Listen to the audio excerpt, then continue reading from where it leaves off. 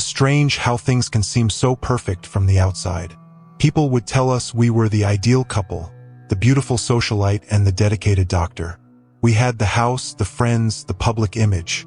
We were a modern-day power pair, or so they told me. They had no idea. They didn't see how the woman they all adored was slowly, meticulously, dismantling my world. The truth was, I was just another accessory in her life. A well-dressed prop she could put down and pick up whenever she pleased. My purpose wasn't to be her partner. It was to be the proof of her success. When we met, she was everything I thought I wanted. She loved my work, my dedication. She'd talk for hours about how brilliant I was, how she'd never met anyone like me. She'd show up at the hospital with my favorite coffee, just to see me for 5 minutes. She was an expert at making me feel like the center of her universe. I thought I had found my safe harbor. I was wrong. The chipping away started slowly. She'd gently make fun of my old friends, calling them immature or too casual. One by one, I started to see them less. Then, she'd suggest new clothes, a different hairstyle, always saying it was to help me look the part. Soon, I couldn't pick out my own suit without her approval. She managed my calendar, my finances, my life. When I tried to push back, she would get hurt, and her face would cloud with a beautiful sadness. "Don't you trust me?" she'd whisper, and I would immediately back down, filled with guilt. I can still picture it. One dinner party in particular. The fireplace was crackling, the house was full of laughter, and she was at the center of it all. I was just standing there, smiling, a polite prop in her performance. She held a glass of wine and gestured with her free hand, making her audience laugh at my expense. And then, I told him, "Darling, you can't be a surgeon and a fashion disaster at the same time." I had to practically beg him to wear that jacket tonight. A friend, trying to be kind, said something like, "But David, you look great." Clara just laughed, patting my arm playfully. "Of course he does, because I picked it out. He has no style without me. Honestly, he'd still be wearing scrubs to dinner if I let him." I just smiled. "That's what you did. You smiled and pretended it was a joke." But her words were never just jokes. They were little reminders of my place in her world. They were meant to cut to make sure I never forgot who was in charge. Later, at the dinner table, a friend asked about my work. I actually lit up, talking about a complex surgery I had completed. It was something I was proud of, a moment of real professional satisfaction. But I wasn't allowed to have my own world, not a world she couldn't control. She sighed, interrupting me as if I was boring everyone to death. "Please, don't get him started. He'll talk about hospital bureaucracy all night. Honestly, half the time I think he just likes the money. It's the only reason I put up with his boring medical stories." The laughter died down. An awkward silence filled the room. Someone tried to change the subject, but she wasn't done yet. She had to drive the point home. "He couldn't afford me otherwise. A doctor's salary is good, but a socialite needs to travel, shop, and maintain a certain image. It's a full-time job." Her words cut deeper than any scalpel. I had all the success in the world, a career I loved, but I felt like a failure. Her control wasn't physical. It was social. She managed my reputation, my relationships, and even my own worth. I was a man of medicine, but in my own home, I was utterly powerless. The breaking point didn't come in a sudden, dramatic explosion. It was a slow, sickening realization that happened weeks later. I was looking for a flash drive in her home office when I found a hidden file on her computer. Inside were documents about my practice, my finances, even notes from her therapy sessions with me, filled with analysis about my vulnerabilities and weaknesses.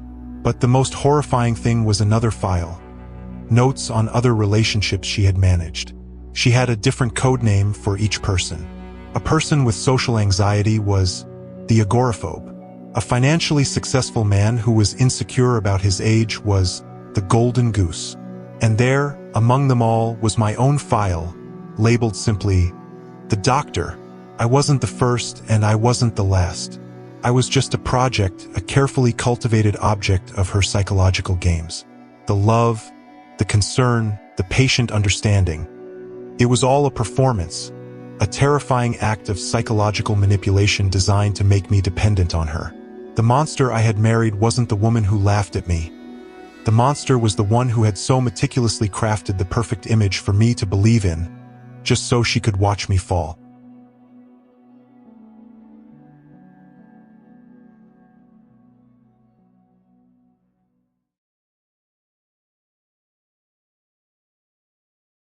It's hard to pinpoint exactly when the line was crossed.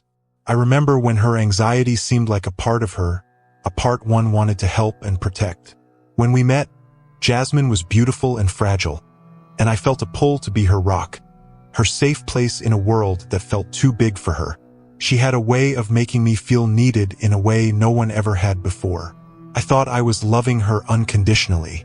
I had no idea I was walking into a trap of my own making. The emotional manipulation started so subtly. If I made plans with a friend, she'd get quiet and withdraw. When I'd ask what was wrong, she'd say, "Nothing. It's fine. I'll just be here alone." I'm used to it. The guilt was a physical weight. Soon, I was canceling plans to stay with her, assuring her that she was all I needed. My friends started to drift away. She didn't have to push them out. She just made my leaving so difficult that I eventually stopped trying.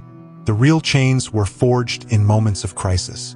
If we had an argument, even a small one about what to have for dinner, she'd escalate it immediately. The shouts would stop, and she'd go cold and quiet. Then the tears would come and the whispers. "I don't know why I'm even here," she'd say, her voice hollow. "Maybe it would just be easier if I wasn't around anymore." My heart would seize. My entire world would stop.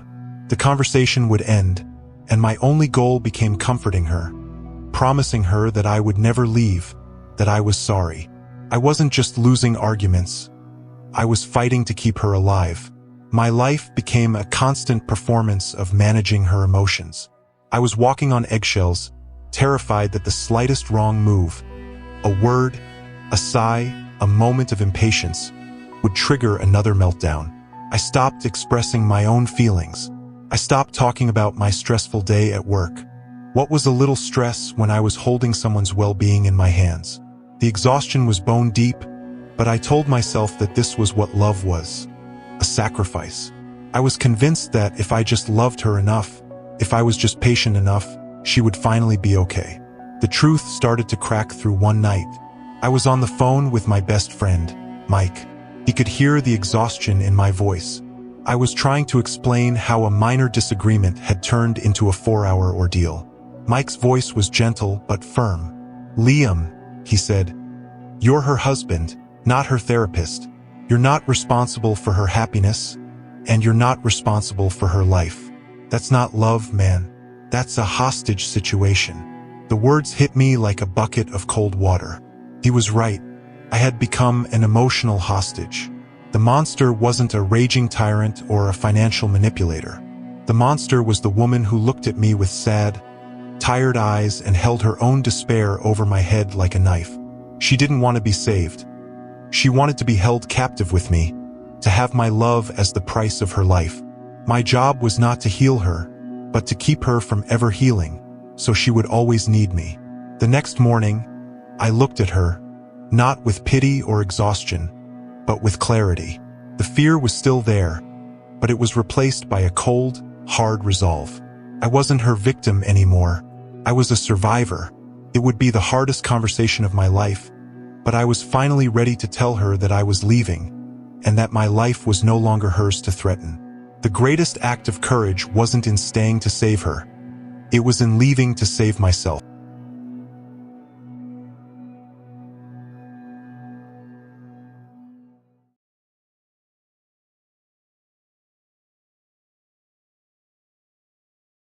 It's strange how a trap can be laid with the softest of words.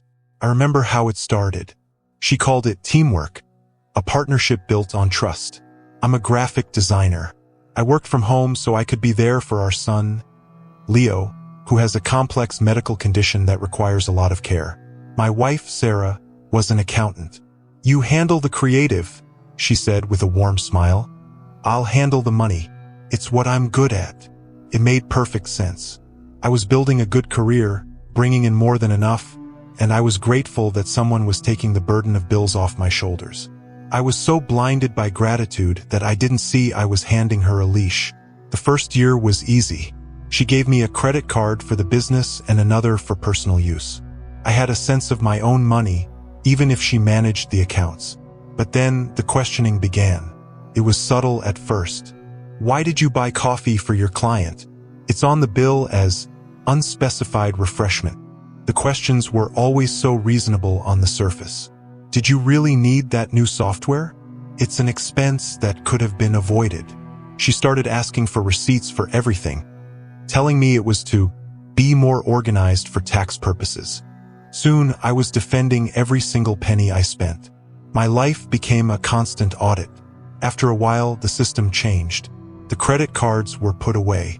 It's too easy to lose track, she'd say. Just tell me what you need, and I'll get you the cash. My allowance was set, a small, fixed amount each week. My own money, the money I earned for our family, was now a small allowance I received from her like a child. When I protested, she would sigh, looking at me with what seemed to be a hurt expression. I'm just trying to protect us, Mark. You're so focused on your work, you forget about the details. Do you want to go back to being a starving artist? It was a low blow, a reference to my struggles before my career took off, a subtle reminder of a time when I was truly helpless. The real horror began when it involved our son. Leo needed a new, specialized medication for his condition. It was expensive but essential. When I told Sarah, she went quiet. I don't think we can afford that right now, she said, her voice filled with a careful manufactured sadness. I've been looking at the numbers. We just can't. My blood ran cold. I was dumbfounded. I knew for a fact my clients had just paid me. I was more successful than ever. I pleaded, Sarah, this is about Leo's health. What are you doing with the money? She looked at me, a calm, chilling stillness in her eyes. Don't you dare talk to me like that. I am a professional. I know what's best for this family. You just don't understand. The monster wasn't a raging tyrant. The monster was the woman who had convinced me to give up my power, then used that power to make me feel small and helpless. She had isolated me not from my friends or family, but from the most fundamental part of being a man, my ability to provide and protect. The breaking point came a few days later. Leo had a bad night and his medicine had run out. I searched through every drawer, every pocket, for some hidden money. Nothing. The shame washed over me. I couldn't even buy him the one thing he needed to feel better. I was a man, a father, a provider, and I had been rendered utterly useless.